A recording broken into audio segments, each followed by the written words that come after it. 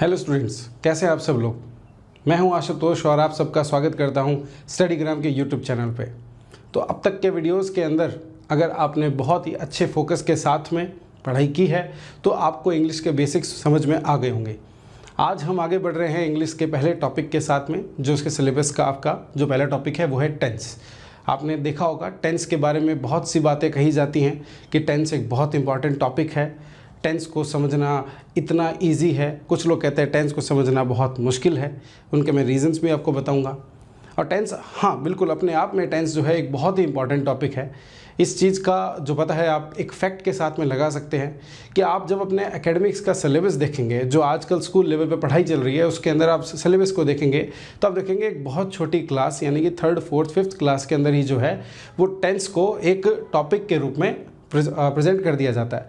लेकिन उसके बाद में आप देखेंगे कि ये लगातार हर क्लास के सिलेबस के अंदर होता है। अगर ऐसा है और आप देखेंगे कि बाकी के जो टॉपिक्स होते हैं वो कहीं ना कहीं गायब होते रहते हैं। जैसे आप कहेंगे कि वॉइस जो है वो एक क्लास में है लेकिन फिर दूसरी क्लास में नहीं होता है, नरेशन जो है वो एक क्लास में है तो दूसरी क्लास में नहीं होता है। बट टेंस आप देखेंगे कंसिस्टेंटली स्टार्ट की क्लास से लेकर 12th तक मैं कहूँगा लगातार सिलेबस के अंदर बना रहता है। और इसका कारण सिर्फ यही है कि ये एक बहुत ही इंपॉर्टेंट टॉपिक है और मैं कहूँगा कि ये बिल्कुल बेसिक के अंदर ही आता है। जो इंग्लिश के बेसिक्स हम पढ़ते हैं उनके अंदर ही ये चीज़ आती है, एक बात। उसके बाद में एक बात और समझें कि टेंस जो है, अगर आपने कभी इस चीज़ को फील किया है कि मैं अंग्रेजी में बोलना चाहता हूँ लेकिन कई बार मैं सेंटेंसेस को बना नहीं पाता हूँ, तो अगर आप टेंस पे पूरा ध्यान देंगे तो आप ये काम भी कर पाएंगे। It is a very important topic. तो आइए स्टार्ट करते हैं इस टॉपिक को। स्टार्ट करने से पहले एक और चीज़ मैं आपके साथ में शेयर करना चाहूँगा। मैंने अपने कॉम्पिटिटिव सिलेबस जब से मैं पढ़ाता आ रहा हूँ, इस लाइन के अंदर मैंने देखा है कि बहुत से स्टूडेंट्स टेंस को पहले से पढ़ के आ चुके होते हैं। कई टीचर्स से वो पढ़ चुके होते हैं, कुछ अपने स्कूल से जिन्होंने पढ़ा होता है। कहीं ना कहीं उनको ऐसा लगता है कि वो एक प्रॉपर एक्सप्लेनेशन जो है वो लैक करते हैं जब भी उन्हें क्वेश्चन का आंसर देना होता है। और इसी कारण से, क्योंकि जबकि उन्होंने टेंस जो है वो बहुत बार पढ़ा होता है लेकिन फिर भी वो कुछ क्वेश्चन का आंसर नहीं दे पाते जो टेंस पर बेस्ड होते हैं। वो कहीं ना कहीं मुझे ऐसा लगता है कि एक्सप्लेनेशन में शायद कुछ कमी रह गई होगी इसी कारण से। और एक चीज़ और कि मैंने अपने जितने भी स्टूडेंट्स को आज तक पढ़ाया है, इस तरह के स्टूडेंट्स जिन्होंने पहले टेंस पढ़ा है उन्होंने एक इम्प्रूवमेंट को ज़रूर फील किया है। तो अगर आप भी इसी तरह के स्टूडेंट हैं जिन्होंने टेंस को पहले पढ़ा है लेकिन क्वेश्चंस में कहीं ना कहीं आपसे गलती हो जाती है, तो आइए इस प्रॉपर एक्सप्लेनेशन के साथ में मैं आपको दावा करता हूँ कि आप अपने सभी क्वेश्चन सही कर पाएंगे। लेकिन पढ़ने का जो तरीका होगा हमारा वो वही होगा जो मेरे नॉर्मल ऑफलाइन क्लासेस के अंदर होता है। हम सही तरीके से धीरे धीरे एक बढ़िया और अपन कह सकते हैं परफेक्शन की तरफ बढ़ेंगे। आइए चलते हैं। तो टेंस के बारे में कुछ चीज़ें मैंने वो लिखी हैं सबसे पहले बोर्ड पे, जो मेरे हिसाब से आप सभी को आती होंगी। टेंस 3 प्रकार का होता है, 1, 2 और 3। प्रेजेंट, पास्ट और फ्यूचर। प्रेजेंट का मतलब आप सभी लोग जानते हैं, पास्ट का मतलब भी आप सभी लोग जानते हैं, फ्यूचर का मतलब भी आप सभी लोग जानते हैं। बहुत ही सिंपल से 3 वर्ड्स हैं। उसके बाद में यहाँ पे मैंने कुछ 4 वर्ड्स लिखे हैं। जो 4 वर्ड्स हैं वो हैं simple, continuous, perfect and perfect continuous. ये जो लिखा है ये CONT नहीं है, ये एक्चुअली कॉन्टिन्यूस को ही मैंने शॉर्ट में लिखा है, ठीक है। तो एक बार एक स्टूडेंट ने मेरे से पूछा कि सर टेंस के कितने टाइप्स होते हैं, तो उसके पास वाला स्टूडेंट हंसने लगा उस पर कि ये क्या फालतू बात कर दी। उसने कहा 3 होते हैं। फिर उस स्टूडेंट ने कहा नहीं सर 4 होते हैं। तो मैं भी एक बार के लिए दंग रह गया। मैंने कहा ऐसा क्या कह दिया इसने। बट कहीं ना कहीं मेरे दिमाग में वो बात क्लियर हो गई थी बस कुछ ही सेकंड्स के अंदर कि जो वो कहना चाहता था। बट मैं चाहता था कि क्लास के अंदर एक एग्जांपल मैंने कहा आप सब बताइए कितने होते हैं प्रकार टेंस के। ज़्यादातर स्टूडेंट्स ने 3 पे हाथ ऊपर किया, 4 पे वो अकेला स्टूडेंट जो था जिसने हाथ ऊपर कर रखा था। और उसका जवाब ये था कि सर टेंस ये 4 प्रकार के होते हैं। ये 4, सिंपल, कॉन्टिन्यूस, परफेक्ट और परफेक्ट कॉन्टिन्यूस। कहीं ना कहीं मेरे को ऐसा लगा कि मुझे उसकी बात के साथ में सहमत होना चाहिए। क्या इस टाइम पे ये बात गलत हो जाती है कि टेंस 3 प्रकार के होते हैं? नहीं, एक्चुअली में टेंस को आप दोनों ही तरीके से कह सकते हैं। आप कह सकते हैं टेंस ये 3 प्रकार के होते हैं, एब्सोल्युटली करेक्ट। टेंस 4 तरह के होते हैं, ये भी गलत नहीं है, इट्स करेक्ट। ऐसे टेंस जिनके अंदर टाइम डेफिनेट नहीं होता, इनडेफिनेट होता है, उनको अपन सिंपल टेंस कहते हैं।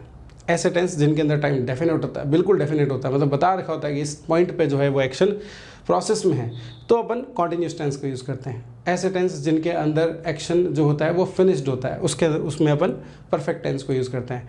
और ऐसे टेंस जिनमें एक्शन फिनिश्ड भी होता है और चल भी रहा होता है, उसके अंदर अपन डी यानी परफेक्ट कॉन्टिन्यूस को यूज़ करते हैं। तो अक्सर क्या एग्जैक्टली ये बात बिल्कुल सही है, बिल्कुल ऐसा ही है। लेकिन आप इस बात को समझें कि इस डिबेट में जाने के बजाय हमें यह समझना चाहिए, इस डिबेट में जाने के बजाय कि ये 3 होते हैं या 4 होते हैं, हमें इतना सा समझना चाहिए कि ये तीनों या ये चारों जो हैं आगे जाके 12 तो बन ही जाते हैं ना। 12 कैसे बन जाते हैं? क्या आपने कभी ऐसा देखा है कि प्रेजेंट का बस वो प्रेजेंट टेंस ही रहता है? आपने ये तो देखा ही होगा ना कि प्रेजेंट सिंपल एक चीज़ आती है, वो टेंस के रूप में आपको पढ़ाया जाता है। प्रेजेंट कॉन्टिन्यूस एक टेंस के रूप में पढ़ाया जाता है। प्रेजेंट परफेक्ट एक टेंस के रूप में पढ़ाया जाता है। प्रेजेंट परफेक्ट कॉन्टिन्यूस एक टेंस के रूप में पढ़ाया जाता है। Similarly past simple, past continuous, past perfect continuous, future simple, future continuous and so on. आप जानते हैं इस चीज़ को, ये जो मैं कह रहा हूँ। तो अगर आप काउंट करके देखेंगे तो ये 12 हो जाते हैं टोटल। 4 इंटू 3 करो या 3 इंटू 4 करो, आप जानते हो मल्टीप्लिकेशन जो होते हैं वो A to B और B to A सेम ही जाते हैं। चलिए, तो 12 तरह के आप कह सकते हो टेंस होते हैं। ऐसा कहना चाहिए हमें कि 12 तरह के टेंसेज होते हैं। ये कुछ ऐसा है जो अपन कह सकते हैं कि हाँ, इस पे अपन कुछ भी कॉन्ट्रडिक्शन नहीं लेके आ सकते। This is something that is absolutely correct, this is precise कि हाँ 12 तरह के टेंस होते हैं। ओके, 12 कौन से मैंने आपको बोल के दिखाया।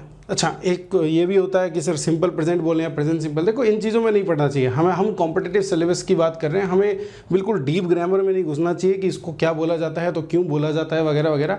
हमें ये देखना है कि हम अपने क्वेश्चन को जब सॉल्व करने जाएँ एग्जाम के अंदर तो वहाँ जो ज़रूरी नॉलेज है वो पूरी हो। लेकिन इसका मतलब मैं ये भी नहीं कह रहा हूँ कि आप कोई छोटी ट्रिक्स वगैरह याद कर लो, इसके साथ ये लग जाता है, उसके साथ वो लग जाता है। इस तरह की अंग्रेजी जो है उसने बहुत नुकसान कर दिया है हम स्टूडेंट्स का। अब हमें अपना और नुकसान नहीं कराना है। सही इंग्लिश, लेकिन ऑफकोर्स वो जो होनी चाहिए वो ब्रीफ होनी चाहिए। आओ चलिए आगे बढ़ते हैं। ब्रीफ तो नहीं, मुझे ऐसा लगता है मुझे कंसाइज वर्ड यूज़ करना चाहिए कि कंसाइज होनी चाहिए। चलो आगे बढ़ते हैं अपन। अच्छा, यहाँ तक बातें मैंने समझा दी आपको। ये 4 तरह के टेंस या 3 तरह के टेंस, 12 तरह के होते हैं। फाइन, कौन से 12 तरह के ये भी मैंने आपको बता दिया।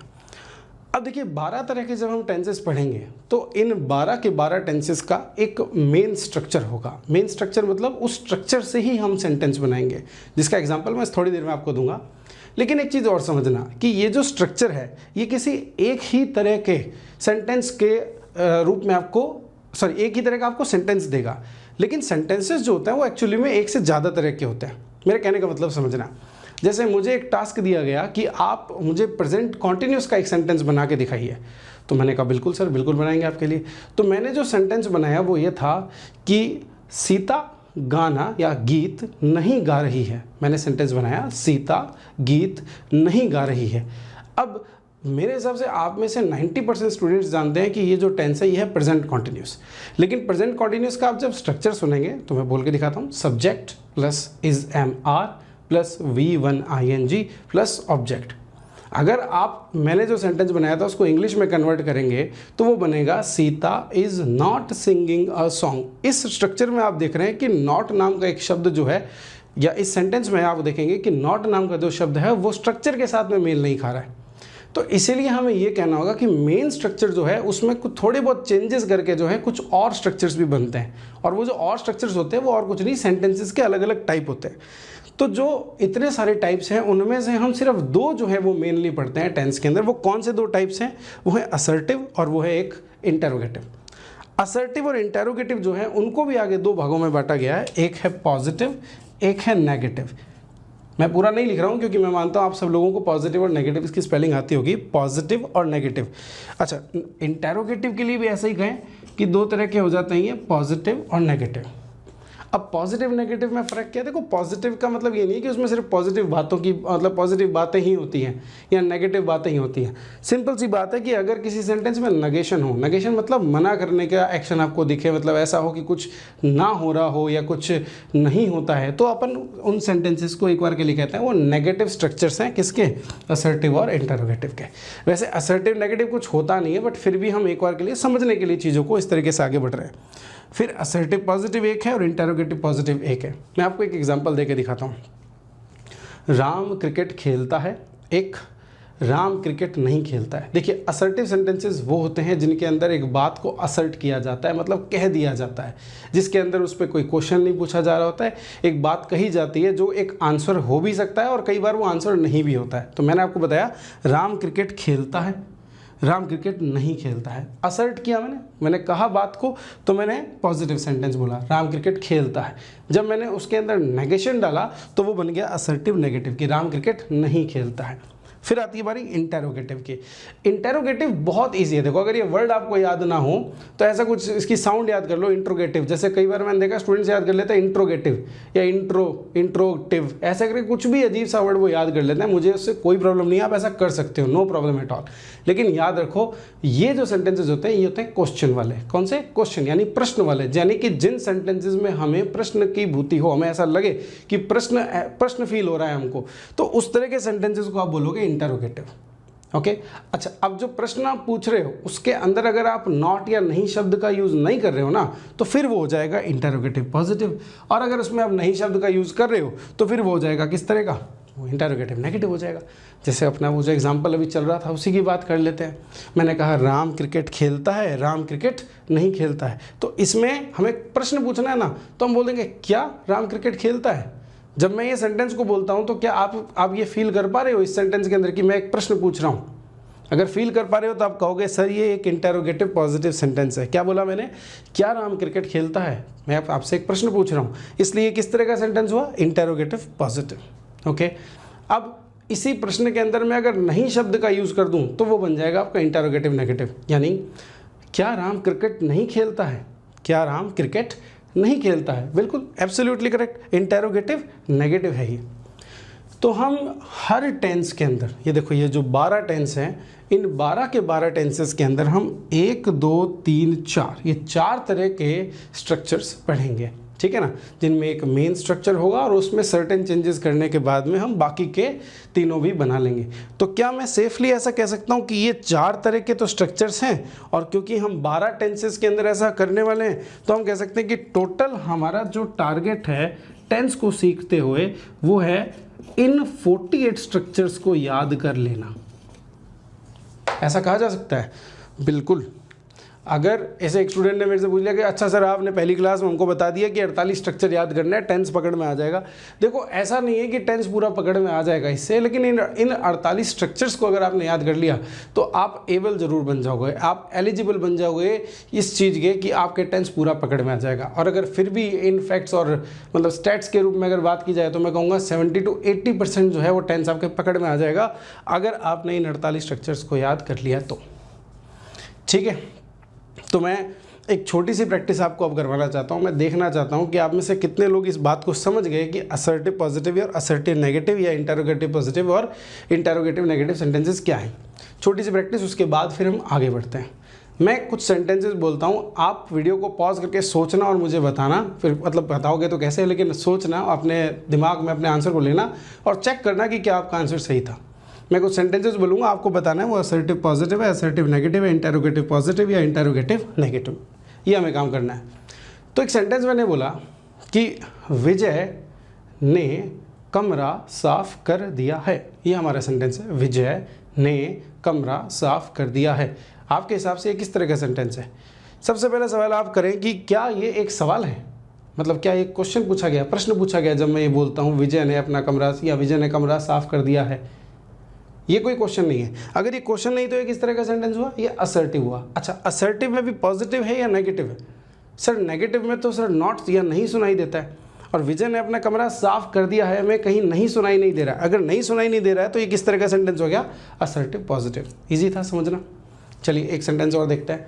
मैंने कहा क्या राधा गाना गाती है? मैंने सेंटेंस बोला क्या राधा गाना गाती है। इस सेंटेंस के अंदर सबसे पहले आपको जज करना है कि इसमें बात कही जा रही है या क्वेश्चन पूछा जा रहा है।